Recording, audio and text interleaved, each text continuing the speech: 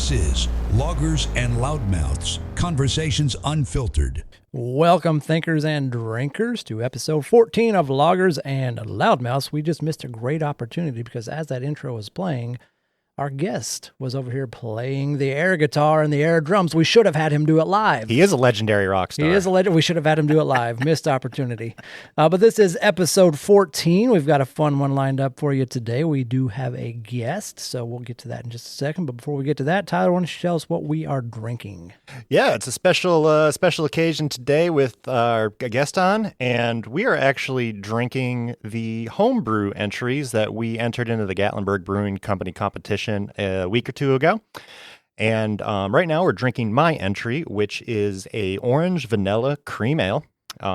Pretty light in flavor, about 5.5% ABV, just a basic cream ale with a little bit of orange and vanilla extract in there. A little bit of beer. Yeah, it's solid, light, good summer crushing beer. I think of the boat when I drink this. Yeah, 100%. I want to be on the boat right now. Unfortunately, me and Cam didn't fare too well in the competition, but that's okay. We still had a good time. We were very happy with our entries, and we'll get them next year. But enough about the beer. We'll crack Cam's open probably mid-episode here and try that out. But what do you guys think of the beer? I like it. It's solid beer.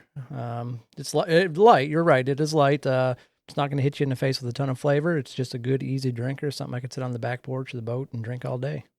Yeah, it feels like something I could drink 40 of. 40 of, yeah, exactly. That was the goal. Yeah. I really like it. It's very... I am surprised it didn't perform better at the competition. Well, that's all subjective, though, isn't it? It is. Isn't it? So our special guest today is Mr. Bill West from the Mickey Norwood Band. There it is. Nice. So I did not see that You one didn't coming, picture man. that Thank one? you. That's great. I've been thinking of that all week, and he Yeah. actually brought it in. And he was like, "Yes, I've got this," and I was like, "Yes." I mean, I will say, when I was a kid, like I would get up and like pump my fist to that. Like that. I love that show, by the way. Yeah. And yeah, that's awesome, man. Thank you. But Bill, why don't you tell us a little bit about yourself before we jump into our serious topic of the day? Yeah, well, I am a former also host of a podcast called Fact Around and Find Out. Those episodes are still out there on Spotify, So, wherever you listen. Are you guys no longer recording? Well, my conspirator in that endeavor got a gig working as a terrestrial radio host. Nice. And he is up to his earballs in work right now. So Gotcha. we're at least at minimum on hiatus. Okay. But it's been a while since we've done something. So hopefully we will get back out there. But there's some episodes that I am really, really proud of that are still out there to listen to. It's infotainment. Check out the episodes on Henry Ford. Henry Ford was not a good dude. No, he was an Did you guys know? He was an asshole. I've heard he's an asshole. I don't know much about it, but I'll say this. Yeah, just a little teaser there. He was the only American to get a shout out in Mein Kampf from Hitler. Oh, geez. So yeah, that's not something you want to be proud of. No, not great. So yeah, and I'm also. Do you have an episode number for that? I do not know the episode. All right, just Henry Ford. I'll look for it. Check out the Henry Ford episode. Like that one a lot, and then also the Jonestown Massacre episode is. And almost the flip side of that is Jim Jones, before he turned into a really bad guy, he was a good dude. Like, he was a good guy. If something had happened to him early on in his story, like if he had gotten hit by a bus before he turned into a cult leader and got addicted to methamphetamines, like, he was a pretty solid dude. Yeah. So yeah, Okay. It's very interesting. It's just the duality of humans, So I guess. fact around and find out. Fact around and find out. All right. Yes, I like sir. it. All your normal streaming platforms. Yeah, it's available Okay. everywhere. Awesome. Everywhere you listen to your podcast. So Sweet. I'm also the guitar player, as it were, beatboxer and such. I was going to say, you're more than just the guitar player. You are the show when it comes to Mickey Norwood Band. Well, thanks, man. I appreciate that. I'm the layerist. I'll put it that way. You like those loop pedals? I do like the loop pedals. You know, it's like honestly, talent overcompensation. You know what I mean? So, where I think you excel, though, is you play the crowd. I try. You do a great Yes. job Thanks, playing man. the crowd. Thank you. Yeah. So the Mickey Norwood Band, MIKKINORWOOD. We're on Instagram. We're on Facebook, and we are also on Venmo. Nice. If you want to give me any money? We need for to any do that. reason. Why haven't So- we Yeah, done we need that a- yet? we need a Venmo. Somebody can buy our beer for us. Yeah. That's a great idea. Yeah. Set it up, man. Man, cool, Bill. So let's jump off to our serious topic of the day. Yeah, absolutely. So you brought up your homebrew competition. I was actually, I am Tyler's substitute for hosting trivia at 1907 Brewing Company in Morristown, Tennessee. Trivia stepdaddy, Yeah, if you will. Trivia stepdaddy, and You're not my real dad. yeah, but I'll keep the trivia mom, occupied while dad's out of town and beer competitions. But yeah, he was out, and you guys entered this competition, and it didn't go the way you wanted to. It's all subjective, like we said earlier. But you guys were asking me, would I want to do this podcast? I'm obviously very excited about it, but I've listened to your other episodes. You guys have had experts on things. I'm an expert on things that would bore people to tears. We could talk about project management, or we could talk about how to install signage, but no one wants to hear that. So I was thinking, like, what could I bring to the table for this episode? And it just got me thinking about failure and learning from failure. And I think it's something that we could just kind of roundtable talk about, because I've had plenty of failure. I don't know that I'm an expert on it, but I think we could all just discuss it. And does one want to be an expert in failure? I probably not. I don't think so. But I think if you're going to be successful, you probably need to be fail an expert. some. Well, yeah, and you need to be an expert at least at learning from failure. Yeah, I was just about to say, I don't think you should be an expert on failure, but I think you should be an expert on how to handle failure. Yeah. Okay. Because inevitably, I think everybody fails at something at some point in time in their life. If they didn't, then they weren't trying to do anything. They weren't trying to accomplish anything. For sure. So I think a good jumping off point would be how we define failure. Each of us, yeah. Yeah. But first, do you happen to have Webster's definition? Actually, yes, I do. I want to see what the textbook says. Yeah, it's basically just the absence of success. Failure is lacking success. Well, how do they define success? Exactly, and that's where you get into the next question is, how do you define success? So it can be very subjective, right? Success. 100%. So Webster's, right? Just so we're sticking with Webster's here, is a degree or measure of succeeding, favorable or desired outcome, the attainment of wealth, favor, or eminence. Okay, I like that. It's yeah, not I bad. like that. That all feels. All right. Yeah. Let's round table this in. Tyler, start with your definition of failure. I think my definition of failure is not achieving a desired outcome. I think just off the dome, that's my basic definition. I think there's a little more to it than that. Agreed. 100%. That's my quick take on it. Yeah, I like that. What you got, Bill?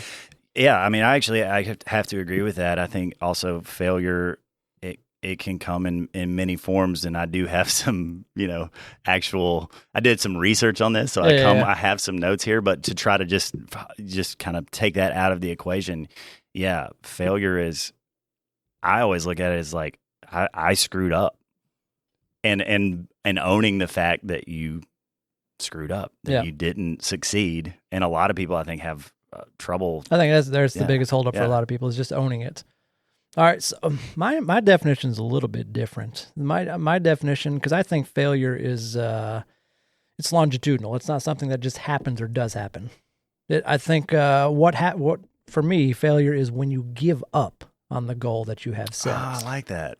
That's a good way to like put an it. ultimate failure. So at least. that's so like for example, you guys know I run a lot. I've tried to do 200-mile races up to this point in my life. And I haven't succeeded at either one of those, but I don't consider those failures because I haven't given up on that goal yet. Right. I think when you give up on the goal, then it becomes a failure. If the goal is attainable. Well, of course, the goal has to be attainable. So if the goal is not attainable, giving up, like actually giving up on it may be the best thing for you. Yeah, like me beating Usain Bolt in the 100-meter dash. That's not an attainable goal for me. Exactly, right, so, I think going one layer deeper on my opinion on it is I might have a more harsh way to look at it in regards to failure. So at the top of the show, I said, not achieving a desired outcome. But for me personally, even if you achieve the outcome, I feel like, at least me personally, I feel like I could still fail. So like right now I'm building a deck. And I can't wait to sit on your deck. I know. We're going to have a sit on your deck party. It's Trim the bushes so it looks bigger. Yeah, 100%. But it's like, okay, ultimately at the end of the day, I'm, 75% of the way through it. Is it going to come out really good and look good? Yes, I think so. But it's the process throughout the whole construction So at this process. point, do you think you failed at building the deck? No, I don't think I'm going to fail at building the deck, but from an efficiency standpoint, from a timeline standpoint, I think I kind of get in my own head and say, hey, I haven't made as much progress as I wanted to at this point in time. And I kind of see that as a degree of failure, at least in my own mind. A lot of it is in your own mind. Yeah, because in my mind, I don't think that's failure by any stretch of the imagination. You're building your own damn deck. I pay people to do that. Right. Because I don't have those skills. Which someone might consider that a level of success. True. You know what I mean? Yeah. Or possibly even fail. Like, Failure. this man didn't even build his own deck. I can't build my own deck. Yeah. It's, to that exact point, like I play in a band. I'm in a cover band. And I have played with musicians that have had more success than I have, that see themselves as failures because they're just playing in a cover band. Whereas I'm playing in a cover band going, holy shit, like I'm getting paid to play music, man. Yeah. This is incredible. I started out just hoping to play open mics. Originally, I just wanted to be able to strum a few chords and, sing a tune at a party around a campfire and be that guy. Right. You know what I mean? I just want to be that dude. And now I've achieved more than I expected to. So I think I actually, Jack Stratton of the band Wolfpack, I saw this band is an unsigned band, and they played Madison Square Garden and sold it out. That's impressive. They just posted YouTube videos and got a big following on the internet and just grew and grew and grew. And during that performance, which is on YouTube, and it's all one shot, it's beautifully shot. Jack Stratton. The band is called Wolfpack, Vulfpeck. And these are all young cats. They're all from a jazz program, the University of Michigan. So he took a moment in the show to address the fact, this achievement that they had made. And he said, people say, dream big, and he's like, that's bullshit. Don't dream big. Dream small and then achieve that. Small goals. And then dream a little bit bigger and achieve that. And then dream a little bigger and achieve that and achieve that and achieve that. Because I think that's where a lot of people get messed up is they have these. They try to run a marathon before they've done a 5K. Exactly. Yeah. 100%. Yeah. And if I had dreams, I mean, obviously when I was, in high school playing air guitars, you've seen my air guitar skills during the intro. Yep. I mean, I envisioned myself playing, at Madison Square Garden or whatever, but that was just for fun. You know what I mean? That was never like. It was never like a true goal of mine. My goal was to learn how to play guitar in the first place and just enjoy that process. You know what I mean? And you've done that quite well, so you've succeeded in that. For me. So is there anything musically in your life that you think you've failed at this point? Personally, honestly, I mean, there's things that I still want to achieve, but I wouldn't say that I failed at them yet because, like you said, the goal is still I haven't out given up on that goal. I would love to record an original album of music that I like and put it out there. I haven't done that yet, but there's nothing to stop me from doing that at some point. You know what I mean? Sorry. And I think what's important in a piece of what you said is that, you said kind of incremental success. I think incremental success is still success, and it builds momentum for you to achieve bigger and better things. And kind of to Cam's point too, you can't be afraid of failure, and you can't be afraid to challenge yourself because that's the only way you're going to kind of climb that ladder, so to speak. Yeah, you don't fail by sitting on your couch every day. Right. Yeah. Yeah. I mean, yeah. And that's why I think my definition of failure is you have to give up on the goal. And not necessarily, the goal can change too. Like if you decide, hey, I want to run a marathon, and then you're getting to the training and you decide, hey, I'm not very good at running, but you know what? I think I could do a half marathon. You haven't failed at running a marathon. You have altered your goal to now running a half marathon. So I don't think that's failure. Agreed. 1,000%. I agree. For sure. And I think that's the problem that we get into a lot is that if we don't achieve the ultimate goal, then we think we are not successful and we failed at something. And I think it's a terrible mindset to have. Yeah. And I think most people don't embrace the process. They're not okay with, you're going to suck for a while when you start something. If I go, like, I'm not a runner, but if I wanted to run a marathon, I would go out and I'd run a mile maybe, and I would be like, I'm done, you know, 100%. But, I'd be miserable, but I guess at some point you started this this journey, right? And you had to embrace the suck of it all. You know what I mean? You've got to know it's going to suck in the beginning. And I think that's really important to personal development too is to embrace and accept when you have failed. Because I think a lot of times people are quick to try to push the blame off of themselves onto someone or something else and say, oh, I didn't achieve this goal because of, XYZ. We could say the same thing about, the homebrew competition. It's like, oh, we didn't win because the judges didn't know what they were doing. Well, that's what I think, so. Yeah. But that's a pretty solid beer. I mean, That's I a like solid it. beer. Yeah. Well, it's just an example, and it's like, okay, maybe don't be so quick to put the blame on others. Maybe self-reflect and see, okay, do a lessons learned. What did I do wrong? What could I do better next time to try to get closer to achieving this ultimate goal of success? So you bring up a very good point in some of the research that I've done on failure. I did find a study from Harvard. Now you're talking my world. You know what I mean? So I get a little chub when you talk about studies. I had to. Nice.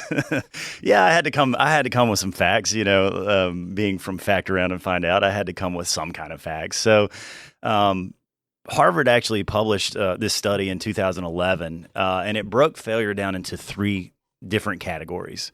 The first category is preventable failures.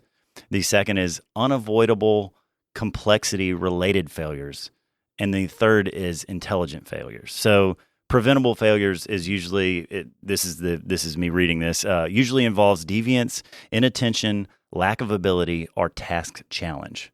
So you didn't try very hard. You weren't paying attention. You didn't put forth the effort. You didn't try. Gotcha. Yep. You didn't try. I had my friends growing up. They were twin brothers, and they would play like basketball against each other one-on-one all the time. And then whenever one beat the other one always go, I wasn't even trying. Of course. So, well, that's kind of pushing blame. 100%. 100%. It's a delusional kind of thought process in your head to try to justify an outcome that was ultimately your fault. Like you didn't perform. Yeah. You but you don't want to. You don't want to say that. Yeah. Right. Yeah. The blame is, and I actually have something that goes along with blame as well. I'll get to in a second. But the second one, the unavoidable preventable failure. That's inevitable in complex systems such as nuclear, aviation, and healthcare. Again, I'm reading this, but the inherent uncertainty of work, such as working in an emergency room. Gotcha. Yeah. So somebody's heart fails, they come in, have a heart attack. You can't do anything about that. Yeah, or maybe you can, but it's uncertain. Like you may succeed 80% of the time in saving somebody's life. Does that make you a failure the other 20% of the time? Exactly. Yeah, I would say. Yeah, I mean, that is a failure, and could you learn from it? Yeah, for sure. Yeah, it's situational, especially like if you're talking about like groundbreaking technology. It's like you're gonna fail a lot. Yeah, if you're trying to do something that no one's ever done before, you're gonna fail until you don't. So yeah, I read Elon Musk's book late last year, and he talks a lot about that, kind of how he failed a lot before he kindly made it, and. The guy's he's a head case and he's crazy, but I think ultimately the reason he's been successful is because he failed so many times before. Well, you guys are just leading me, right? Like you're doing such a good job. That is number 3. That's intelligent failures. So that's hypothesis testing and exploratory testing. So basically, you can cross experiments. things. Experiments, and you fail. This failed. This didn't work. So I know. Okay. Don't strap jumper cables to a guy's balls whenever he comes in the ER to try to jumpstart his heart. It's not going to work. See, that's solid advice. Yeah. My problem with any of that is I don't consider any of those failures. Like Elon failing many times to get to where he gets to. Is that really a failure? Yeah. I mean, I see it from your definition of it, because he didn't give up. Then, yeah. I mean, I would say, no, that's not a failure. Okay. Yeah. Okay. Yeah, and that's kind of how I think of it. I think that's just part of the learning process. And then when we start to categorize it as a failure or success, you stop learning. Well, this actually leads really good into a quote that, I thought of before the podcast from Thomas Edison that says, I didn't fail. I just found 10,000 ways not to invent a light bulb. Thomas Edison actually stole the light bulb. Did he really? Nikola Tesla beat him to it. I read that book like 7 or 8 years ago. I'll let you borrow it. But he stole he stole a lot of what he did. Yeah, he was a stealer. Nonetheless, he succeeded at stealing, I guess. Yeah, he got really good at it. Yeah, he got really good at it. Just riding the coattails of everybody else's work. You don't have to be the first. You just have to be the best. We've said that many times, haven't we? The first, the best, or the only? First, the best, or the only. I like and that. sometimes the first isn't the best, so... That is definitely correct. Yeah. All right, so I want to throw a quote in there as well, just because, I mean, we're quoting things now. Mine is from a much more respectable person, Homer Simpson. Kids, you tried your best and you failed miserably. The lesson is... never try. I like that. That's a Homerism for you. Well, I've got a Homer quote for you since we're drinking beer at, not to get too much of a peek behind the curtain, 10 a.m.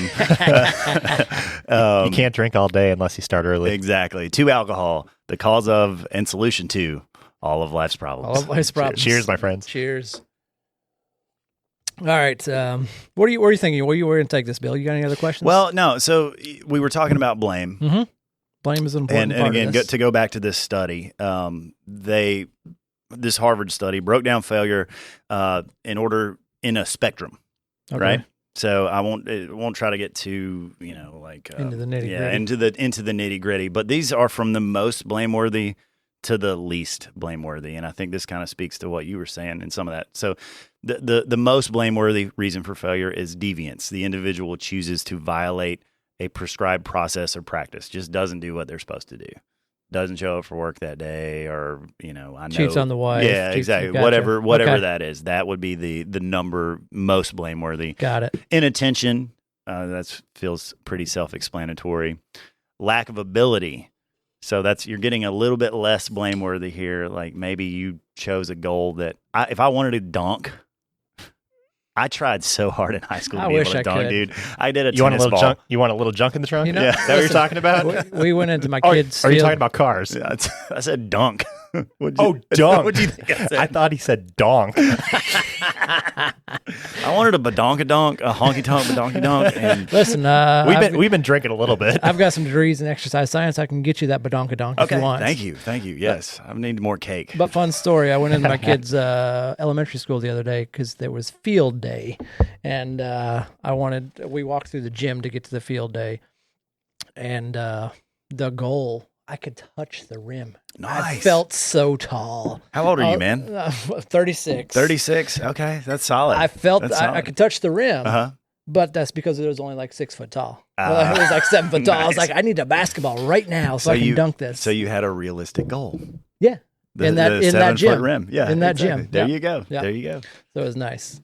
But yeah, get back to what you were saying. Yeah, no, again, task challenge, how hard is the difficulty? That kind of goes in with your 7-foot rim versus a 10-foot rim kind of thing. Process complexity, it's how many different possible outcomes or, kind of the emergency room situation, kind of like that. Uncertainty also, it goes in along with that. And then you get into the hypothesis testing and the exploratory testing, which there's almost no blame and you're a learning opportunity kind of thing. Okay. So can I ask you guys? So which one is the highest blame? Explain that one to me again. The highest blame is deviance. Deviance. So Yeah. you just okay. Yeah, and then the lowest is exploratory testing, which Gotcha. that can actually be a positive Yep. thing For sure. So, That's science. Learning experience. do you guys have a good example of a failure that you experienced, at least in the definition, not Cam's definition, but my definition of failure, where you learn from it and I got kicked in the teeth on this. I'm not going to make that mistake again. Oh man, I fail all the time. I got a bunch. The one that sticks out in my mind personally is years ago. I was doing routine oil changes on the cars, and I was changing the oil on Kate's car. Done it a million times before. Had a ton of stuff on my mind. I got all these projects and work and everything going on, and put the oil filter on and didn't realize that the old gasket was still on the car. And I doubled, jackass. yeah, I doubled up the gasket, put the oil filter on, just pissed all the oil out of the engine. Not a clean seal. Yeah. Yeah, didn't notice it. She drove down the road a freaking mile and a half, and oil light came on. It's like, it was one of those things where you look at yourself and you're like, this was 100% my fault. I've done this a million times. There was nothing hard about this, but I had so much on my mind. I was rushing through it, just trying to get it done. And it didn't have any catastrophic implications, but it definitely could have. But did you correct the issue?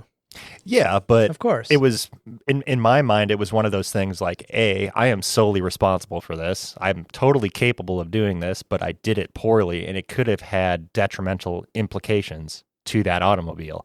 So it was really putting the blame on myself and saying, man, what the hell were you thinking? Why didn't you take the 2 seconds to shine a flashlight up there and make sure that everything was clear? You'll never make that mistake again. I will never make that mistake Hopefully, again. anybody listening to this podcast now can learn from your mistake. Yeah. And go, yeah, you know what? I should definitely always double check that. Yeah, I'm going to learn because I'm going to take mine in Jiffy Lube. Yeah. I don't have to worry about that. What about you, Cam? You got any good ones, man? No, honestly, because the way I think of failure is Sure. my definition of Yeah. failure. So I don't know that I've failed in, and this sounds arrogant as shit, Oh, you are arrogant, so but it fits. by my definition of failure is quitting on your goals. And I have lots of goals in life, and at this point, I've achieved most of them. Dude, I think that's a great way to look at things, though. I actually, I mean, I'm always about mindset because I think mindset drives a lot of who you are as a person. So if you always kind of put yourself in this mindset, oh, I failed at this task or I failed at that task, you're like, this is just a small minor hiccup. I'll fix it next week. right. I don't disagree with that logic because I think it's a very positive way to look at it. But at the same time, if you apply that logic to my failure example, it's like, did I technically change the oil in the car? Yes, technically I did. You didn't fail though. I mean, how would you define it? Screw up? Temporary setback. Temporary setback? Temporary Okay. setback. I suppose. I mean, did it cost you 50 or 40 extra bucks in oil? Maybe, but is that a failure? Yeah, but it could have cost me $10,000 in an engine. Yeah. No, So- you're right. So I would disagree with that definition applied to my example of failure because, yes, technically I achieved the goal of changing the oil, but I didn't do it properly. That's fair. Yeah. You know what I That's mean? fair. Yeah. And I'm just playing devil's advocate. No, I'm not trying no, to I shit on your appreciate it. opinion. No, I appreciate They're it. about to go out in the backyard and fist fight, which they do after every episode, course. right? Oh, yeah, so- that's a tradition. It's a good thing this is not a vlog, a video, because you'd see all the black eyes. But no, I don't disagree with it, but I still find it hard because you still achieved something at the end of that. Yes, you had an issue with it. Yes, there was a hiccup, and you might not have done it right the first time. Was it preventable? 100%. But did you fail? No, you still changed your wife's oil. Her car was still good. Yeah. I'm going to have to side with Tyler on this, man. That's I mean, fair. on that one. But, I think in his example, but I think when you put it to your example of not running 100 miles or 100 whatever miles, it is. exactly. You have, So I guess it could be situational, Yeah, right? It's these different categories I think, that we put in. and that, I'm glad you kind of said that because it sparked something in my head with people not accepting, responsibility for their Yeah. actions. Because you're like, no, you changed the oil. But you accept Yeah. the responsibility. No, I do, but it's like, I don't want to, you can't say like, okay, I achieved my goal of changing the oil. Yeah, but you also almost blew up the fucking engine. Yeah. Yeah. Yeah. That's not a success. That's what I have a problem with is people trying to spin failure as a success. And I think you see that a lot in politics and I for don't sure. want to get into that, but it's like, okay, don't try to put yourself up on a pedestal and said, "Hey, I did this." And be like, yeah, but look at the outcome of what could have happened. You know Sure. what I mean? I guess if you kill 5 people along the way, then that's not a success. Right. It's like, oh, yeah, you achieved your goal. So I get- but yeah, So but all were those they- people assholes? That's true. If they were Think assholes about and that, deserved Yeah, it, then you exactly. successfully You eradicated Yeah, exactly. some. That's how you look at it, man. So I guess it's all subjective, and it depends on the goal. I guess it depends on what your goal happens to be. sure. I can accept that. Yeah, for sure. What about you, For sure. Bill? So the very first failure that I can think of, I'm from West Tennessee, dude. I grew up with, I was Yeehaw! riding a 3-wheeler around when I was 6 years old. My dad gave me the keys and like, have at it, Go, dude. So I was riding a 3-wheeler up a very steep hill. And those things are death traps anyway. And the front wheel started to come off the ground, and I got scared, and I hit the gas, and it flipped back, and it tumbled, but just by the grace of God, it jumped, it like bounced over me. It didn't kill me, which it very easily could have. Clearly. So I learned. Since you're here right now. So I in that, I guess that would be a failure by hitting the gas instead of letting go and rolling back. But I also learned in more of a way because when I was in high school, me and a buddy are out riding 4-wheelers, and there's this gully. It goes like down like 10 feet, and then on the other side it went up like 10 feet. So from the bottom of the gully to the top of this hill was like 20 feet. And he was like, "Hey man, we can do this. Ride your 4-wheeler up there." And I'm like, I remember. It's like the back of my mind. I'm from thinking the back to very being 6 first years failure. old. Exactly. I remember that. And I'm like, hell no, bro. Like, I am 0% chance I am doing that. Well, then was that a failure? Or No, did you I was- learn? well, I don't think he's done with the story I'm not yet. done with the story I know. yet because my man, he's like, all right, I got this. You wuss, I got this, you know? So he goes and he just freaking guns it, dude. And he runs down this gully and he gets all the way to the top of this hill. And it's too steep, and he just locks up the brakes, and he's not all the way at the top. And I'm like, let go of the brakes, let go of the brakes. My man doesn't let go of the brakes. He falls, he hits the ground, the 4-wheeler falls on top of him and just snaps his forearm like a twig. Oh. So I learned from my mistake, but he was like, he jumps up, he's like, his name was Brandon. I probably shouldn't say his name. His name was Brandon Chapman. So You went with the last name, Yeah, too. dude, Looking at yeah. you, Brandon. he's a buddy, so you know. But he's like, he's like screaming in pain or whatever, and he's like, it's just dislocated. I've got a baseball game tonight. It can't. You don't it's just dislocate the bones in your forearm. Exactly. I'm like, I'm not a doctor, bro, but I'm pretty sure that's not a dislocation. So he's like, it's just dislocated. You got to set it. So I grab his thumb and his pinky, and like I pull the arm, and I feel the bones separate, and I hear the sound, and then he just like, and his arm looks normal. And he's like, "See, dude, I told you it was just dislocated." And then he twists it and it just falls over. Jesus. And he's screaming and I'm screaming. So, very long story short, I did learn from that first mistake. So I think learning from your failures is where you get the value. I think you learn a lot more from your own failures than you can from success. Oh, success. Because if I'd driven that 3-wheeler right up that hill, you would have never tried it again. Or you would have tried it every single time. That might have been my arm snapped right there. You know what I mean? What I learned from that story is that if you need your arm reset, call Dr. Bill West. I've done it twice. It's done it twice. I didn't even throw up either, man. Fun story. First time I was ever on 4-wheeler, I was at a friend's house and did the exact same thing. He was going inside to do something. Was his name Brandon Chapman? No, it was Ben. Okay. Went over to his house, stayed the night, and his mom's like, they had this field, and we just like drove this little track. And same thing. He let me do it, and I'd never driven one before in my life. I was riding behind him previously. And I get on there and just pop the clutch, flip the thing completely backwards. Again, same thing. By the grace of God, it landed beside me and not on me. But I learned from that to never ride a 4-wheeler again. Haven't been on one since. It's probably not the worst advice. Yeah, that's pretty solid advice. Well, I think we covered this one pretty well. Any final thoughts on failure? I don't think so. Let's talk a little bit more. I have one final thought go on ahead. failure. And it's the advice that I gave Tyler when he told me he was starting a podcast, and he, because I'd been doing FAFO for about a year or so. He was like, "Do you have any advice?" And I say this to you guys, and I say this to everyone listening: don't be afraid to suck. Yeah, you're If gonna suck. start. Just and whatever don't you got. listen to our first episode. You got to start somewhere. Yeah. Yeah, I totally like the first of whatever you do is not going to be your best. So just keep doing it, and don't be afraid to put yourself out there. If you're trying to be a musician, hit an open mic. Go 100%. out there and suck, and just be okay with it, and enjoy the process of getting a little bit better. That's cheesy, but it's just the truth, man. Honestly, yeah. it is correct, because even with trivia, when I started that 3 years ago or 2.5 years ago, it's like it was pretty nerve-wracking the first couple times, and now it's like I can Second do it. nature. Yeah, I can do it in my sleep. I'm not afraid of it at all. I can talk in front of people. Well, and it's I great. think that's anything. First time I started teaching, because I teach for a living, I was like, oh man, I would have notes on top of notes, and I would try to like read off of my notes while I was teaching. And I was like, this isn't teaching. I don't feel like you truly know what you're talking about if you haven't to read from notes. So you had to learn about that process. And 10 years later, I feel like I'm pretty good at it. Yeah. Well, you never gave up, so you never. I never gave up. I had no choice. I had to pay the bills. Yeah, for sure. Right. It's the only thing that I could do. Go ahead. Nope, go ahead. I was just going to transition. No, I don't want to transition just yet. Okay. I got one final question that I want to look at, because my dissertation for my doctorate degree was on internal versus external motivation. So I'm always intrigued by whether or not something is externally motivating or if it's internally motivating. So I like failures, this. Okay. our successes and failures, do you think they're driven by more internal or external validation? I think it depends on the person. Okay.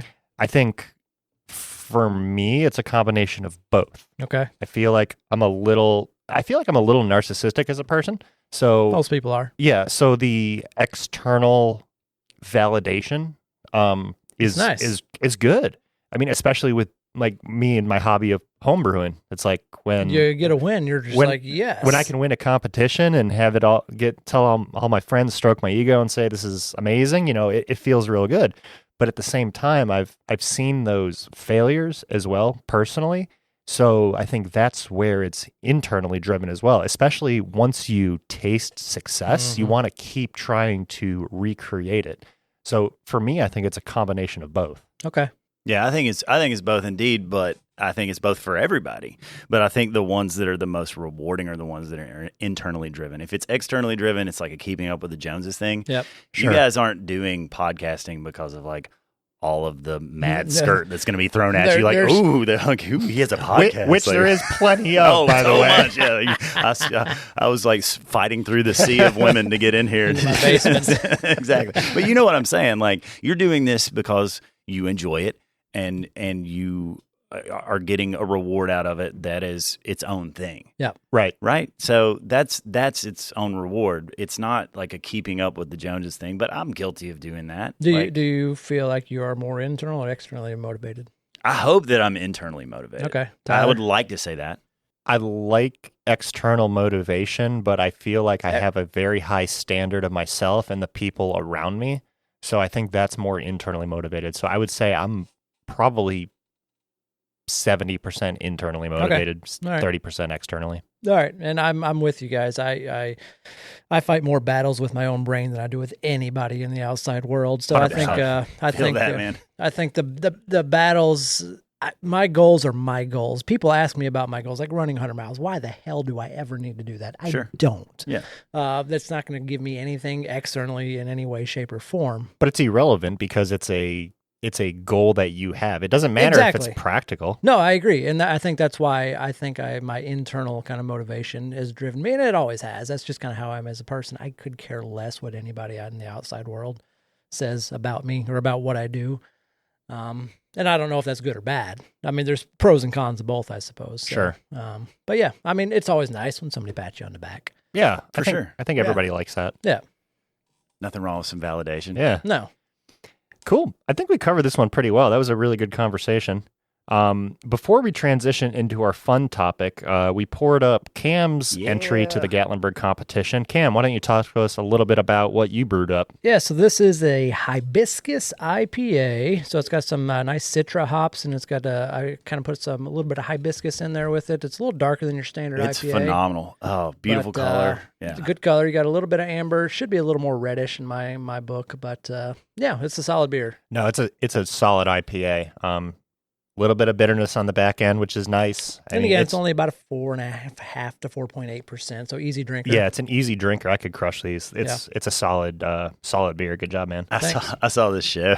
It was like a travel show where this dude was just going from city to city and trying different craft beers and talking about the craft beers. Oh, what is this? I don't remember the name of it. I legit watch travel shows probably 90% of my show watching. I will find out and I will get you the answer to that. But in the intro, he was like, I'm like a chocoholic, but with beer. And I'm like, there's a word for that. You mean an alcoholic?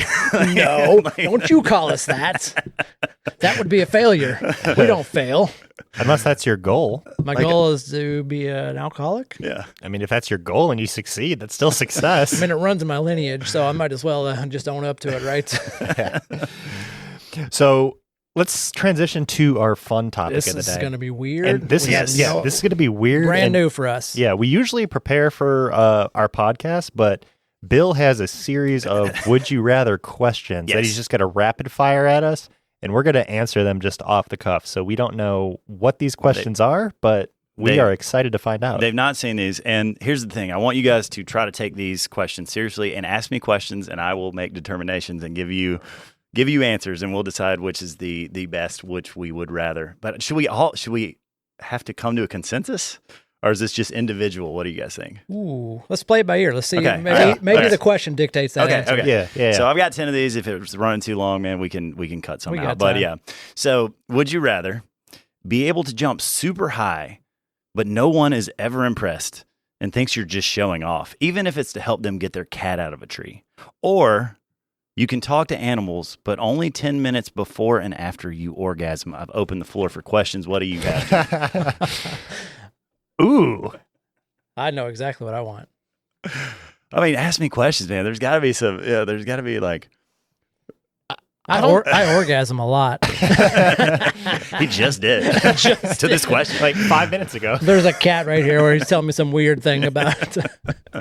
I don't really have any follow-up questions. That's pretty clear. Yeah. I think it would be more interesting to talk to animals, Sure. but I think it's more practical to be able to jump really high. Yeah. I think I'm leaning on the side of animals. Animals? Okay. That surprises me. I figured you'd go practicality. Yeah, it's a little bit outside of my normal thought process, is. but I'm You're going usually talk to practical animals. guy. Yeah.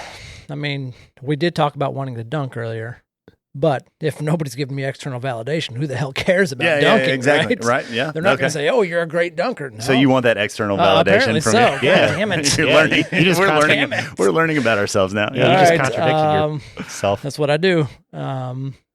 Yeah, talking to animals would be fun. I've always been curious what an animal is thinking. I don't think we're going to learn much. I don't from think them. they're going to tell you much. I don't think man. they're going to Yeah. get much. I think Yeah. they're legit. Their brains are just too dumb. They're like, Yeah. oh, grass if I'm a cow Yeah. or a cat. Well, cats might be there might be a few exceptions to smart animals. I don't think you would want to know what a cat thinks about you, dude. No, you don't think so? I think they would tell you exactly how they feel, and they would not be impressed. But there's also a lot of smart animals too. Elephants, dolphins, chimpanzees. Like that'd be pretty interesting. I don't know dolphins might be interesting to talk to. I don't know where the hell you're going to find If you could a- talk to any animal, which would it be? 100% chimps. But unrelated, yesterday I saw an article about a chimp who actually, for the first time, they caught him like using leaves for a wound. So he was like medicine. Yeah. Yeah. So I think chimps are smarter than we give them They're credit getting for. smarter, too. I don't know where you're going to find a chimp 10 minutes post nut, but you know. I got kicked out of the zoo way too many times. Like, yeah, keep that guy out of the zoo. I know what he's up to. So I got 10 minutes before and after. Yeah. I can make it last Your a while. time- so Yeah, I got 20 minutes to talk. Yeah, That's 20 fine. minutes We to talk, can get a lot out in 20 minutes. Your timing would be impeccable. I think I'm going to go with a jump super high. I think I just want to dunk for myself. I wanted to when I was in high school. I tried really, really hard, and the most I got was a tennis ball. What are you, about 6 foot tall? I'm 6 foot tall. It was not in the cards for me. It was, We need to go to Alpha Elementary in a minute. Goals are 7 foot. We can do this. Now, that was before I had a bad back. Now, I don't think I could do 7 foot right now. White but- boy can't jump. Yeah, white boy cannot jump. All right, Great question number 2. Would you rather once a month wake up handcuffed to a decapitated clown That sounds like Saturday. yeah, who is also handcuffed to a briefcase full of money, or every time you fart, you summon velociraptors? I've opened the floor for questions. How A many lot of these velociraptors? are bad scenarios, right? No, these are great scenarios. How many velociraptors? It's the 3 velociraptors in Jurassic Okay. Park. Okay, It's Blue. in the same size, by the way. I know they made them bigger. Tyler for happens Jurassic to be Park. wearing a Yeah. Jurassic Park shirt today. Very Nice. appropriate. I like Nice. dinosaurs. Are they? I like that. I like turtles. Okay. Question 2. Okay. Are they caged? Oh no, dude. Your life, every time you fart, your life is in danger. I fart a lot. Yeah, Question- dude. Yeah. Question 3. Mm-hmm. How much money and do I get to keep it? Oh, you absolutely get to keep the money, and every time you Do I have to open keep the briefcase, clown? you got to do something with the clown. You got to figure out the whole clown's and the handcuff. There's no keys. I can figure that out. That's you, no You got to problem. be able to figure that out. But sometimes it's $1, sometimes it's $1 million. Oh, so it changes. It changes, but it's cold hard cash. You got to, I don't even have file You got to taxes on launder this that shit. stuff, dude. You got to launder it though. You got to, you got to be careful with it. I got a so- dryer up there. As much as I like dinosaurs, I'm going clown. Clown. Okay. Why? 'Cause you Money. want money. All right. Money. Fair. Yeah. I mean, I got to go clowns simply for the fact that velociraptors can kill you. Yeah, And yeah, if there's 3 of them, Yeah. one of them, I might be able to train them like Chris Pratt. Yeah. But if it's every time I fart, then I'm going to have a shit ton of true. velociraptors in my basement. That's true. Oh, man. I will say, though, if you could figure out a way to do it once and not, but it happens every time you fart, Ooh, but Every time you fart. But you think, have to deal with 3 velociraptors. but think about this. If, let's say your clown gives you $100,000, Mhm. I could sell a velociraptor for $10 million right That's now. exactly right. You could, Right now. you could start a velociraptor farm where you live in like a cage. Risk versus reward, though. I fart, and then I run out of the cage where they're trapped. Right. And then I start selling them. It could be a money-making endeavor there if you turn it that way. I mean, if you're attached to the clown, you're definitely not going to die. Every time you fart, you What have to if deal. he's like a clown from one of those Stephen King movies? And some bitch wants to kill you. No, it's just a dead clown. I'm going to go ahead and say that. It's Okay, just a dead clown. just dead. Yeah, I'm still gonna. You could probably make more money with the raptors as long as you don't die. But risk versus reward, the clown's easier to deal with. I'm still going. Worst clown. You case think it's scenario, easier to deal with a dead body? Well, you're going to jail rather than like getting ripped apart by a velociraptor. So then you don't get to use that money that you just. And the Cherokee Lake's right around the corner. That's a good point. I got a boat. This is a man who has figured out his plan. All right, so we're gonna go clown. I'm going. You're clown going clown. still. What about you, Cam? I'm going Velociraptor. Velociraptor. Yep. Okay, I guess am I the tiebreaker here? You got to break Go it. for it. I'm gonna go clown. All You're gonna right, go clown. that's okay. fair. All right. Question number 3: would you rather eat a hot dog every time you're greeted, or feel great constantly, but at the end of every response to anyone, you have to say, "Now go fuck yourself."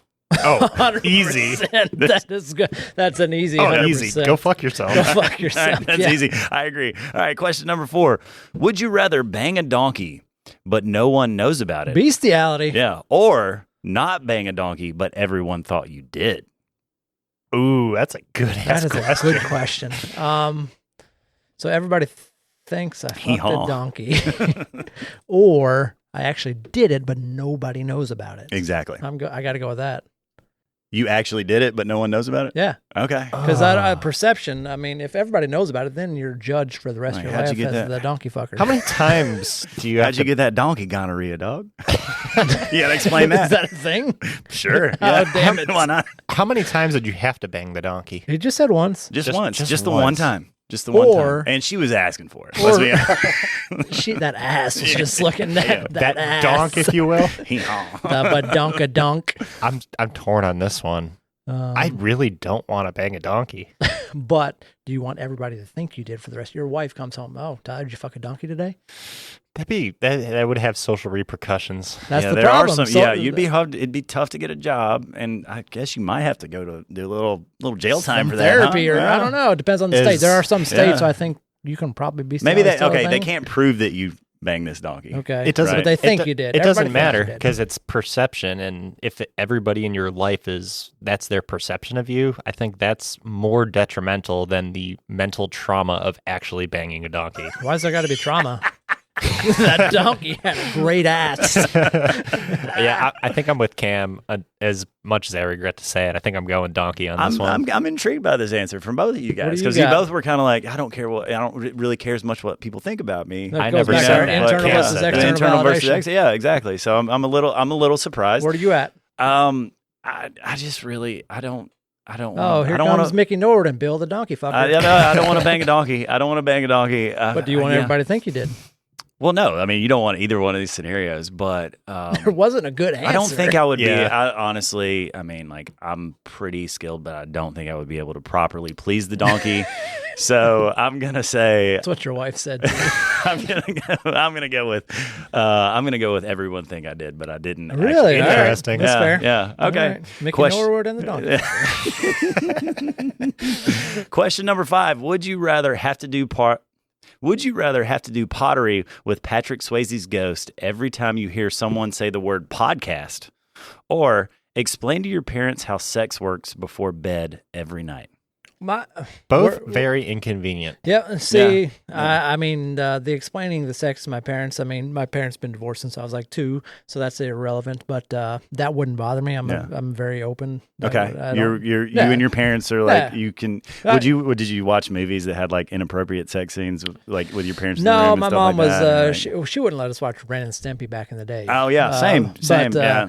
But these days, I think I could, yeah, no problem. I teach A&P for a living, so that's no problem. I could teach them that. Okay. The thing that hangs me up on this question is it's every night you have to explain the sex to your parents? Every single night, or Every time they're about to participate in coitus. No, just no. before bed. Oh, you just have before to. bed. Yeah, you just Hey, have to. Mom, yeah, Dad, this is how it works. Yeah, this is how it works, and it can be very clinical. Yep. It can be very clinical. Yeah, but I think I hear the word podcast less often than once a day. So I think I'm going to go pottery. Interesting. I picked the word podcast. I've edited a lot of these questions, and I found most of them online, but kind of mix and match them or whatever. But podcast I did specifically for you guys because I assumed it was I'm calling constantly. your ass every 2 hours and saying podcast, if that's what you pick. Yeah, I took this question as what's going to be least inconvenient for me, and if it's daily, I think I could probably circumnavigate the other response less than once a day. See what I'm doing. I like I said, I teach for a living, so I'm just going to record a quick message that says, "Mom, Dad, you put the penis in the vagina, thrust it 4 or 5 times, done." This is how it works for me. Wait, that's how it works? Yeah, I know you're used to 2 or 3, but 4 or 5 is the norm. Okay. And then I just played that on repeat every night. It's like click, play. There you go. You're all about streamlining. I like that, man. Yeah, efficiency. That's cool. That is a good Efficiency. answer. I didn't think of that. Yeah, efficiency. I'm gonna go with Swayze because I would rather talk about anything other than sex with my mom. I would rather just Swayze, wrap those ghost arms around me, buddy. That would Let's be. go, I want to do that just for the fun of it. Yeah, I think that could be fun. Yeah. All right, we all good? Yeah. Going to the next one. Yeah, all right, go for it. I've got 4 more of these. So, number 6, would you have to give an honest critique of everyone's teeth upon meeting them, or every time you visit someone's house, you clog their toilet? Ooh. So, there's some beer if anybody wants any. I don't have great teeth. I have very, very healthy teeth, but they're a little crooked just because we were poor as a kid, so couldn't afford braces. So I'm a bit self-conscious about that. But I watched. I think lots of people are. I watched the Great British Bake Off, and those people don't give a fuck about their teeth. Well, that's Britain for you. I know. So I think in America, telling people about their teeth would be harder, but anywhere else in the world, nobody cares. Yeah, that's a good point. I'm gonna go as a bartender. That would be very problematic. Oh, you'd have to do it all the time. Yeah, so You'd never get any tips. I'm gonna go the clogged toilet route because I don't feel like I visit too many people's houses, and the people that I do visit, they're my really close friends, and I'm pretty. You could always invite them over to your place. Yeah, I'm sending you a bill every time. Yeah, but I'm very good with my hands and mechanical, so I feel like I can unclog toilets pretty good. So I'm going to go with toilets because I don't think that's a major issue. That's a good point. You could also I'll just bring a plunger. Bring a plunger with you. Yeah. And be like, why do you have that plunger? Like, oh, dude, I'm Plunger Tyler, dog. That's my Some people bring 6 packs of beer to parties. I bring a plunger. Yeah. No, and I think I would agree. Ultimately, I think I'd have to go with that because. Well, you're not going to hurt anybody's feelings. Exactly. But with the teeth thing, I mean. And you can just leave and they would think it was them that clogged it. How do they have to? Is there a sign that says, "Hey, Tyler clogged my toilet"? You could also, even if you got found out with that, you can say like, "Hey, man, I got irritable bowel syndrome. I got a lot of issues going on." You could kind of what I always spin it tell in a people: way. if you want to take a day off of work, I got tell the your boss you got diarrhea. diarrhea. Nobody says prove it. Yeah. Or you don't just put get a bottle of KO Pectate and just set it on your desk and then just walk off. Yeah. Nobody's going to ask anything. No. Yeah. No. It's all good. Just go. Tyler's got the shits. All right. Question number 7. Would you Wait, you didn't answer that last question. Oh, yeah. What do you got? I'm in agreement with you guys. It's the toilet clogging thing. Okay. Yeah. Because, I think I could just be straight up honest about that. But I don't have to hurt anybody's feelings by going, hey, man, your teeth look all kinds of jacked. Yeah, you look like you got baked beans in your mouth. Like, what is that, bro? You sound like a dick if you have to say that. Exactly. So, question number 7, would you rather have to spoon a sweaty Richard Simmons every time you fall asleep or be assigned by law to care for tiny versions of the American presidents? I want the president. Say 100%. that again. Okay. Say that last part again, the second part of the question. You're assigned by law to care for tiny versions of the American presidents. So are we talking about little people Donald Trumps? I'm talking they are Or are they 6 inches tall. Oh, geez. They are 6 inches tall. So and they're like Oompa Loompas. Much smaller than they're like if you watch action the new figures. Wonka, Okay. they're very tiny. Yeah. How often do I have to spoon Richard Simmons? Every night to fall asleep, and he's sweaty, and he's got back hair. Like, bro, I mean, it's like sticking in your teeth. I love me some Richard Simmons, but I think it's less inconvenient to care for a 6-inch president. I'll just put him in a fucking. How many presidents? There's 40 45. All of them at 45, the same 46. time? Oh yeah, dude. Oh. Yeah. No, I want to do this so bad. I can And make they so don't much- sleep at Oh, night, yeah. dude. They I can wanna make so play. much money on No, this. that'd be That is true. That'd be hilarious. That I is would true. love 45 mini U.S. presidents in a and- fish tank. And some of them are Wait, going to be all right, so all right. racist. All Like, right. yeah, you Yes. got to carry them everywhere you go. And they're like, who let you out? And you're like, whoa, whoa, whoa. Offshoot. We put them all in a cage fight. Who's winning? Yes. Oh. Abraham Lincoln. That's exactly what I Dude, thought. 100%. Yeah. Abe wasn't He was actually huge. He actually, although Teddy Roosevelt is a close. I mean, the man took a bullet during a Goddamn speech American hero. And finish the speech. and finished the speech. Did you know the story about Abraham Lincoln when he went over to the UK and they had put up like a picture of George Washington in like a latrine or whatever in the door, and Yeah. they were like kind of pranking him or Yeah, whatever. yeah. And he goes in, he goes to the bathroom, and he comes back out, and they're like, "What'd you think about our artwork?" And he was like, "I think it's great." And they're like, "Really?" And like, "Yeah, I've never seen another man that can make an Englishman shit himself like George Washington. Like, just burn him hard, man. Like that." That's awesome. That's my dog right there. Yeah. Yeah, I'm definitely going presidents. Presidents? I think I want to go president just for the comedy of it. Yes. There would be, there'd be some. Do you know how much money you can make? So I've only got just the 45, 46, whatever we're up to now. I want to see. Andrew Jackson would be such a little prick. And let's be honest, I want to see old ass Joe and Trump, who are our next nominees, unfortunately, fight in a battle of some sort. Oh yeah. Celebrity deathmatch kind of shit. I could pay-per-view the shit out of Oh yeah, that. no, I think there's very big market opportunity to having 45 mini U.S. presidents in your at your disposal. And worst comes to worst, I got a lawnmower. I'll throw them out in the yard and run them over. Well, they respawn though. Oh Jesus! Yeah, okay, they respawn. okay, yeah, okay. that's the problem. That's the problem. Actually, I'm gonna agree with you guys. I think it would be movie worthy Yes. to have that as your 100%. situation. The Richard You'd Simmons be like thing- the Truman the Show. Richard Simmons, like, I mean, he'd be sweaty, but he'd be like encouraging. You know, he'd be like, "You're gonna kill it. You can tomorrow. do it. You're gonna do like tomorrow's gonna be great." Listen, Richard Simmons has a great attitude. He does. Do you think That's it's like his real, whole or do you thing, think right? it's a facade? No, I think it's That's who he is very as a person. genuine. I Yeah. feel like I could tell that his personality is genuine. I actually agree with that. Yeah. I agree with that. So you're getting a chub thinking about sleeping with Richard Simmons every night, right? He's going to now. be able to talk to animals. Not sleeping, spooning. There's a Spooning. difference. I mean, all right. So just until you fall asleep and then he disappears. No, it's all night. Oh, Bro. all night. You wake up in the middle of the night and he's like a furnace. I am a cuddler. He's like a furnace, man. He's gonna. I'm a cuddler. Tyler, you're not a cuddler. Are you? You guys aren't cuddlers. I'd say we Ish. are. Okay. Okay. I am more so than Kate. She Yeah. fucking tries to throw me off the bed. I know you guys got a giant bed. yeah. Yeah, I'm on the far side of the bed. I get really hot when I sleep. Yeah. I can't do that. Like, it's All right. it's like no, I'm snoozing. I need my own space. That's fair. I could turn it down like really cold. 68 degrees. Yeah, Yeah. yeah. 68. Yeah, for sure. There's actually been a study come out. Yeah. It's one away from my 68. favorite number. What's your favorite number? 67. Oh, of course. Nice.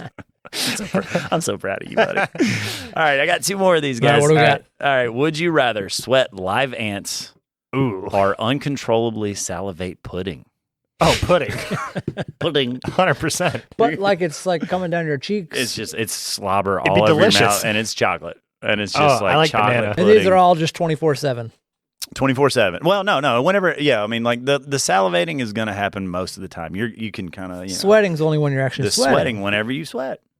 Based on But convenience. they're fire ants, and they Oh, bite they're you. fire Oh, and ants. it hurts Pudding. so bad. Now Yeah, now you're yeah. throwing shit into Yeah. it. It wasn't fire Yeah. ants before. But the pudding thing, you also have Bill Cosby's always behind you going pudding, and he's like he follows you everywhere you go. So Bill Cosby, And- you might get raped. I could- yeah. I think I could Don't take a drink around him. Yeah. I could take Bill Cosby, I think. You think Yeah. so? Well, I mean, he's brag. like he's like a 75, I 80. get beat up. How many like 80-year-olds do you think you could beat up? It's like that question. How many? I've seen that one before. How many 10-year-olds with a baseball bat do you think you could beat up? 80-year-olds? Do you think it'd be harder? That's all right. 50 80-year-olds or 50 10-year-olds with a baseball bat? I'll take the 80-year-olds. 80-year-olds for sure. Yeah. Oh yeah. With a baseball, you take the baseball bat out of the equation. I think it's maybe, I don't know, man. I've got a 9-year-old daughter, and she's got a lot of energy. Yeah, the energy is what it Yeah, I mean, I need some lethargic individuals at my disposal. Yeah, That's yeah, about exactly. my level. Exactly. I think I'm going 80-year-olds, man. All right. What do you think? I got a 6-year-old, and my neighbor is an 87-year-old, and we love him. I love you, Jerry. But Jerry, you're about to get it. No, I think it would be easier to knock the head off of a 10-year-old Yeah. than it would be an 80-year-old. Okay. 80, you got to think about 80-year-olds. They've been through Nam. They went through Korea. Yeah. They're way more hardcore than we are. Yeah. Like, there's zero doubt about that. I can see this both sides of the argument for sure. So live ants are pudding, but Bill Cosby I forgot follows you where we around. got. So I got Bill Cosby. Pudding. I'm going pudding. Yeah, I hate bugs. Have you ever gotten bit by fire ants? Yeah, Oh, 100%. dude. Yeah, I'm going. I hate bugs. Mosquitoes love But me. you could and avoid sweating. I mean, you could like make sure that you did not. There goes sweat. all my goals. Now Yeah. I failed. Yeah. Now I failed. I can't run a 100-mile well, race if I. Yeah, no. I don't know if you no. could run a 100-mile race with a mouthful of pudding either. though. Golly, you're Yeah. right. Yeah. Just gonna have to give up on that dream, homie. You don't salivate much when you run, though. But you're always salad. You Yeah. always produce It is saliva. constant, but nah, I don't care. I'm still going pudding. You want pudding? Yeah. What flavor is pudding? Chocolate. Does that make a difference? Chocolate. It's chocolate. Yeah, I'm okay with chocolate. I like banana better. I'll tell you what, you can pick your own flavor of pudding. Pistachio. And it changes every day. You can say Okay, Easy. how It's about like that? I wake up Let's make it today. good. I Let's wake up make it today. good. It's like, today's vanilla. Yeah. Well, or I'm feeling pistachio today. Yeah. All right. I'm good with that. All right, this is my last one. All right. All right. This one is the Bill West original. Nice. Oh, All I like right. it. Would you rather star in a TV show called Naked and Concerned or have VCR tapes for hands? Naked and Naked and concerned. concerned, yeah. Yeah. It's easy enough, man. What am I concerned about? I don't Yeah. know. Okay, let's think Tyler about lives it. in a world of anxiety already, so that's just his normal day. I don't mind being naked in front of anybody. Who am I trying to impress? No, Yeah, that's a good point. you That's a already good caught point. one woman to marry you. I don't know how, but Yeah. That's a good point. Lightning only strikes once, right? yep. Naked and concerned. Yeah, I don't know. What would you be concerned about in Naked and Concerned? I'm concerned about Yeah. everything. All right, so let's when you're naked. let's add a When I'm scenario. naked, to when this. I'm There's like some discoloration. Let's just say discoloration. Like you got donkey gonorrhea. What if your concern is that a turd at any second could pop out? Of where? what do you mean of where? If that's your concern. Okay. I'm good with that. And then the VCR tapes for hands are. That's just too inconvenient. I Yeah, can't it's do it. very inconvenient. It is very. I mean, inconvenient. hands are what make humans humans. But you do find true love in that scenario, and the other one you don't. Meh. wait, so- wait. Did you just add another? Oh yeah, 100%, dude. So I find true love. You're if in I my have, world now, bro. But I'm already married. It's not true love. Sorry, Kate. Sorry, I Naked. love you, Kate, but Well, you only find VCR tapes for hands sounds like a pain in the that fucking really ass. does. But people live all the time without extremities. that's true. And I'd rather have no hands than VCRs as hands. VCR tapes. But Yeah. if you cut them off, they for the next day they're those little micro tapes from like the from like a voice recorder or whatever. Yeah. Yes. What am I talking about? Answering machine. Jesus. Yeah. And then the next day they're a regular tape, and then they're a VHS tape. Yeah, I'm still standing by my answer. Fuck that. That would be difficult. Naked and Concerned. That it would be is. difficult. Naked and Concerned. I agree, gentlemen. I agree. All Naked right, and Concerned. I'm gonna throw one in here All right, just what for you got? just for the funds yes. at the end. Yes. If you were arrested with no explanation, what would your family and friends assume you had done? Oh, that's a good one. I do That's so a much good one. dumb shit. It's hard to pinpoint. What would your mom or dad say? God damn it, Tyler, why'd you do this?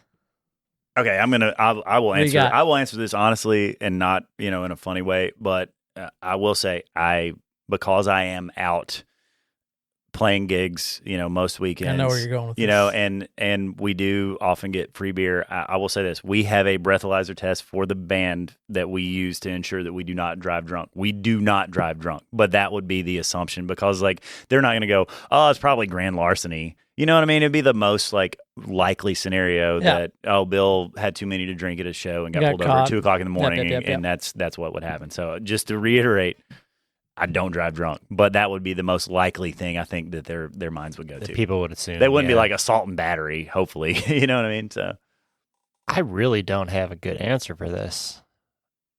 I don't know. Cam, you got one? I don't, off the top of my head. you guys got an answer too. I'm Yeah, thinking. I'm trying to think. I can sometimes have a short temper. I'm pretty good about regulating it, but I can sometimes have a short temper. So maybe punching somebody in the face. Yeah, I was going to go along those same lines, especially. I mean, I'm generally very good at regulating, and I'll just kind of walk away from a situation that could potentially lead me down that road. I will say, have you ever been in a fight before? Not since 6th grade. 6th grade? How did it go? Did you win? I did win. Yeah. Got suspended. Didn't tell my mom until about 3 years ago. What happened? I woke up next morning. Oh, my belly hurts, Mom. She's like, oh, you can stay home today. Nice. That's next level. I told her when I was legit, probably like 30. Okay. I'm going to go the same route as Cam. I really cannot fake having a conversation with somebody I don't want to have a conversation with, especially if they're being an asshole. As a bartender, that's tough, though, man. I mean, there's a lot of stupid people. Yeah, I'm aware. Yeah, it's funny watching Tyler bartend when I can tell somebody comes up he doesn't like. He just kind of gets very short with him. He's like, "What do you want? Yeah, here's what you got." You don't have to say any names, but there's got to be some. There's like, a few. I know a lot of the names, but yeah, I'm not very empathetic to that, so it would probably be mouthing off to somebody and being a smart ass and getting in a fight. Yeah, something like that. When's the last time you got in a fight? I've never been in a fight. You think you'd win? No, probably not. It depends. I appreciate I like the honesty, man. Yeah, that's solid. I try to knowing myself. I try to not put myself in those situations. Yeah. Like, I don't mouth off to somebody who's like 7 feet tall and 400 pounds. Yeah. You don't let the liquor talk too much. Right. No, honestly, it's not even, liquor doesn't even have to be involved. Honestly, I don't really get mean if I'm drunk, but it's like, I just can't deal with stupid. And I'm very sarcastic, and that really comes out in a very natural form. So it's probably something along the lines of someone says something fucking stupid. Yeah, somebody said something and it escalated. Yeah, for All sure. Right, last offshoot, and then we'll give our hot takes. You get in a fight with somebody who is of similar size and stature to you. Do you win or lose? I don't know. You don't know? No. What do you got, Bill? Man, I mean, I'm not one to fight. I am. But you have to. Yeah. But in that situation, same height, same build. I think I'm going to win, man. Okay. I think I'm going to win. I'm with you. I think the natural inclination is you want to say you'll win. But I'm not. I mean, I don't know. See, my fighting style. I'm not going to throw fists. I'm a wrestler, so I'm going to get you down on the ground. I'm going to try to chokehold you until you pass out. That's I'm gonna hug and give you gentle kisses. It's a weird fighting style, but like, you love me. Kill him with kindness. I say, with me and in a fight, when you're fighting, I don't think there are rules to a fight. No, I agree. Yeah, so I think I am pretty resourceful. So depending on the environment you're in, You're grabbing the beer bottle, smashing the head. I'm grabbing a weapon. That's fair. Yeah. So you're going to win. You're going to do anything to win. All right. I think if in that degree, I would think I could win, but I don't know. All right. I do. I really love this. That's Bill. a good question. I like the 10 questions. Oh, cool. Yeah. We didn't do this more often. 100%. Well, thanks, man. I appreciate it. Yeah. All right. Let's wrap it up with our hot takes. Hot takes for episode 14 of Loggers and Loudmouth. Tyler, Do you have one? I do. Okay, good. So my hot take, and I think Bill's going to laugh at this, but my hot take is don't project and force your beliefs on somebody else. Yeah, my dude. Fist bump. What's up? Yeah. There's a reason behind this. Elaborate. I want to know. Yeah. I'm not going to go into details, but I will. Yeah, I want to hear details. I'll let Bill explain the details. I don't think it's everybody is entitled to their own opinion, and that's 100% fine. And if you want to voice your opinion, that's also 100% fine. But when you take it upon yourself to force your opinions on other people and our beliefs and think that it is your duty to do so, to force these people to believe what you believe, I have a major league problem with that. I don't have any problem with opposing opinions or, civil discussion about opposing opinions.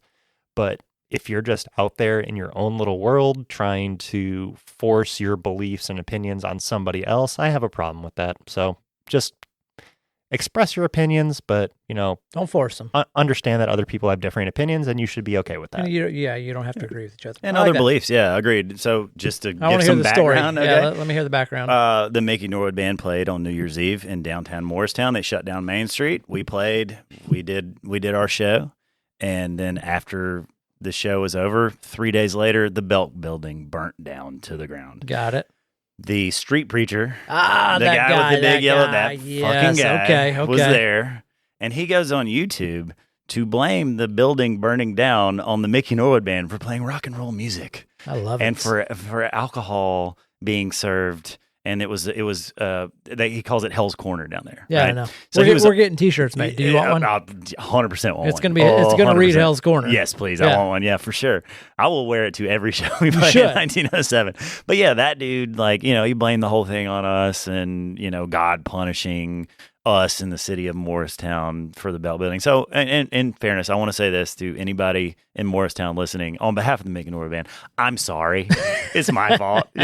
He was also there. We played Friday night. We played the Concert on the Green series, which was amazing, by the way. And shout out to the city of Morristown for putting it on. That was really cool. But he was out there again, and they tagged us in the post. And the thing that really gets me about that is like, this is going to be a real mean thing to say, but like his wife posted us, tagged us in it or whatever, and they're talking about, bring back prohibition and the 7 deadly sins, all this stuff. They're clearly, if you look at them physically, they're not really paying attention to like the gluttony one, you know what I mean? Like they're just kind of looking past, and that's a real mean thing to say, but I don't like these people. So anyway, piss off, street preacher, you suck, and that's all I've got. So I do have a hot take though. That wasn't my hot take. That was me like expanding. I would rather on this. listen to you any day than a street preacher. Thanks, buddy. Do you want me to go last on the hot take, or do you want me to go next? It's up to you. You go ahead and go, and I'll close us out. All right. So my hot take is if you ever talk to somebody and they're just like, well, I'm just a bitch. That's how I am. I just tell it like it is, and you can take me or you can leave me. That's how I am, and people just don't know how to take me. Well, no. You're an asshole. You're an asshole. You have, because you lack tact, it's not a good thing. You're turning a negative thing into like a positive thing. Like, oh, that's who I am. I keep it real. I keep it real. Like, no, you're just an asshole. So anybody that says that to me, and I hear it more than you would expect. It comes out a lot. It comes out all the time. And that's a hot take. I just do not like when people try to justify their poor behavior with that's just how I am. Yeah, it's like you have a kid and your kid, my kid's he's a little rambunctious. Yeah. No, they're not rambunctious. You don't parent your kid. Yeah. What you're saying is you're a piece of shit. Yeah, exactly. I'm a terrible parent. Yeah. Don't sugarcoat it. Yeah. Like that's what you said. And maybe if you own it to that level, well, I'm just a huge piece of shit. Like, okay. Well, I'm okay with that. That's fine. That's fine. I can respect that. Yeah. I would appreciate that more than just being like, oh. That's keeping it real. Yeah. Yeah. All right. My last hot take, and it plays off of our episode for today, is to set goals. I'm a firm believer in goal setting, no matter what they are. They don't have to be crazy. A lot of people think that if you set a goal, it has to be to read 500 books this year, run 4 marathons. That's nonsense. No, set whatever goals are comfortable for you. I do this every year, kind of between Christmas and New Year's. I always have like a notes tab on my phone, and I always write out my goals, and I kind of categorize them into like family goals, fitness goals, financial goals, things like that. And I think once you write something down, and I think the key with writing it down is you need to share it with at least 1 or 2 other people.